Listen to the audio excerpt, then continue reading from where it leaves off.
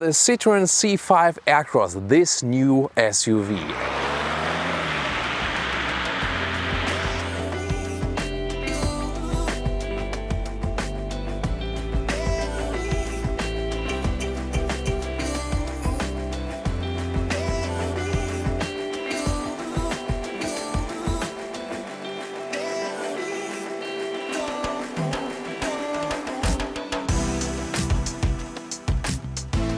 The car definitely has its unique own look. It is very round already in the front, but at the same time it also looks strong somehow. Or what do you think? LED daytime running lights right there. Optional also LED headlamps available right there. That's it when they just shut off after a while by themselves. In the lower part, red color accentuations. You can of course get different colors for the whole vehicle. Aluminum wheels with 17 or 18 inch. Those ones are 18 inch, but they look a little bit smaller because it is with winter tires. Then those crossover accentuations there, and also some red accents. So very interesting, playful design in this case. Also with those special roof rails, they are even in two colors, and because you also have the black contrast roof, overall there are then 30 color combinations for the whole vehicle.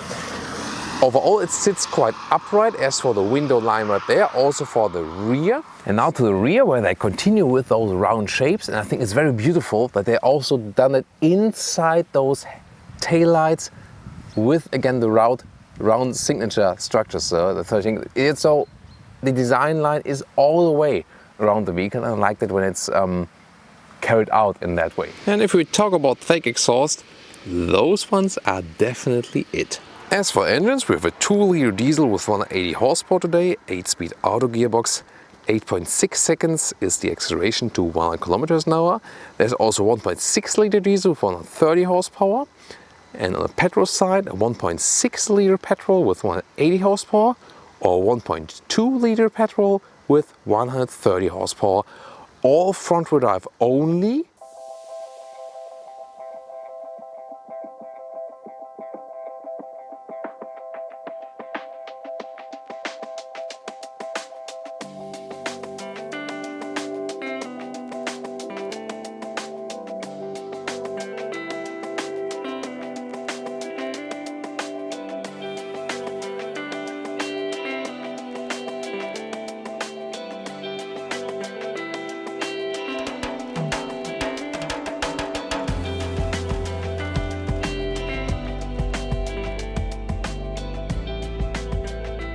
So let's take a look at the interior here together. Interesting that they also have this squircle form at the inside of the doors.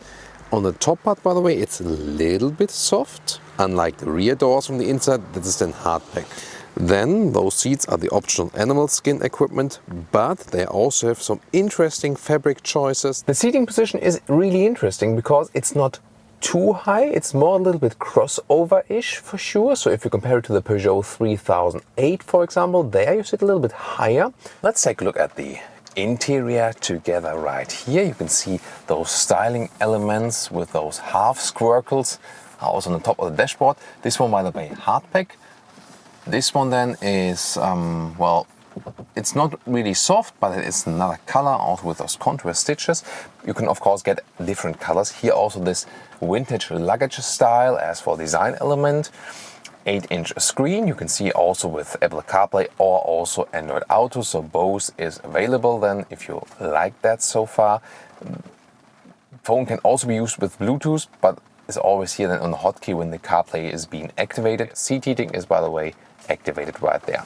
There are analog instruments available, however those ones are the digital instruments and they are actually quite well to read. You have a digital speed, you can also see the map if you have set a route, for example, then also quite well. Then you can change also some of the views. For example, you have a minimalistic view if you want that. And then in the front you connect your smartphone with the cable, or there's also this inductive charging platform right there underneath it. If you go for that optional 12-volt power supply as well. Well, the inductive charging, I think it makes sense if you are not using the cable for the CarPlay or the Android Auto, because, well, if you want a smartphone mirroring it, you're using the cable anyway. So inductive charging, maybe when you just use Bluetooth or something. The driving modes, I'll talk about those ones when we drive the car. There's also a hill descent control mode. And well, front wheel drive only so far for this vehicle, but you can still choose some, let's say, electronic stability modes for off-road driving. And then to the part I'm least satisfied with, that's the rear view camera. Well, those stripes you can only see on camera. You don't see them in real life.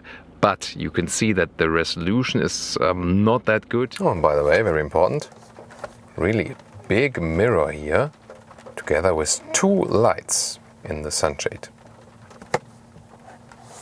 You can see there's a slim storage at the inside of the doors, as well as a standard glove box. Looks like this, still has some more room left for sure. And then there's this middle armrest, which goes up in a split way, and then you have some small storage space, and then underneath that it's cooled, by the way. It's almost freezing down there, really cold. You can keep your drinks cold, and it's really a lot of room you have.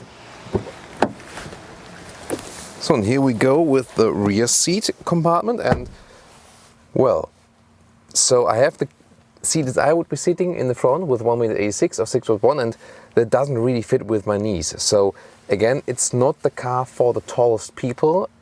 That's a disadvantage. You can see also those front seats are really thick. Let's talk about trunk dimensions. It's 580 liters in capacity, and it's almost 1 meter in length, and in width it's actually even more. It's 1 meter 15. It's approximately. That's really cool. So very well usable, but it is not that high. And what about child safety? Let's see how sensitive it is. And oh, whoa! That has a lot of torque applied. A little bit too much for my taste.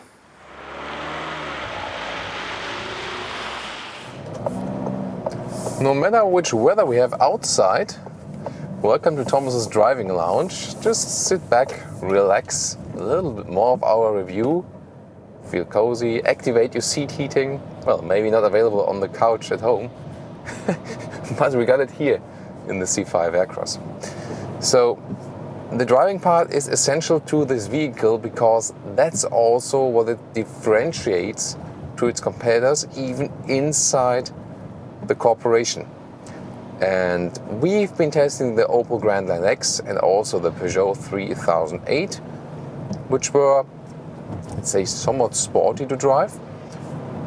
But this one here has a clear focus on the soft ride. So, you guys seen that? An A-Class, where the right front wheel was missing, standing at the side. Well, things happen here. So, yeah, back to the 3008 and the Grandland X. So, they're not as sporty as some other compact SUVs, but in comparison to this one, they are sportier if you have this direct comparison.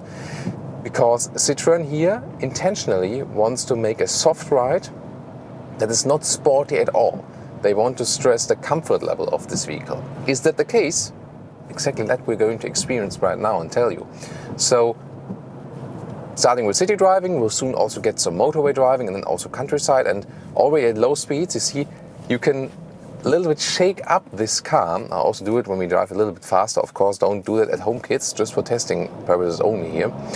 Because the suspension is so soft, also when you start or when you just brake a little bit, you feel that the car is dipping a little bit more than you would expect on a usual level. It also has this new Citroen suspension system with the progressive cushions. So there are those hydraulic cushions in the suspension, and they even out some bumps, but also keep the car a little bit more straight when there's some, changing surface and stuff. So, and does it really fit together? Because I just said that it's, somehow leaning and stuff, but yes, the basic setup is soft, but due to this new suspension technology, they could have a very soft and comfortable level, and at the same time, it's not too shaky. So overall, I think it's an interesting suspension setup. If you want a very sporty SUV, that's definitely not the one for you. But if you think, whatever, I want something that goes straight in a very comfortable way, that is cozy to drive inside the city, then it's rather something for you. The steering is also very light, so it's very easy to park in and out. So you can just, do the wiper with one hand. That's absolutely no problem. That also fits to the overall setup.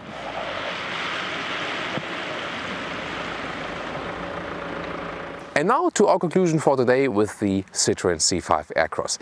Indeed, it is somehow special because this one is all about comfort. It's not sporty at all. It all sets, with the new suspension they have, very soft setup, new seats, also with the good sound installation, and even the interior is quite good quality from the build quality overall. So this comfort concept does work for sure. The exterior, all the way in the round shapes, you have to like that. If you like that friendly and round face, then it's also something for you. On the interior you'll find also different color combinations, maybe not the one we tested here today, and also very interesting fabric seats with the very same seat form. I think this car is ideal when you're not that tall as I am, so when you're like, let's say 170 or at least below 180 meters, then it's also even better fitting with the seats and then also with the rear seats. So it's really well thought out if you think about installing 3 child seats or also children that are not that tall, because they also get along with those 3 individual seats very well. And of course the trunk area can be used very well as well. So not the most sporty driving fun, but definitely a comfortable experience and also good quality experience. Also, as for diesel we tested here today, scored quite well in the consumption. I think a very decent package and definitely a good choice if you think about the more comfortable pick, and also some more difference to the Peugeot 3008 and the Opel Grandland X. So even inside those compact SUVs that are on the same platform, this one definitely has found its own niche. Now, what do you think? Let me hear your take on the all-new Citroen C5 Aircross, and please also join us for other reviews.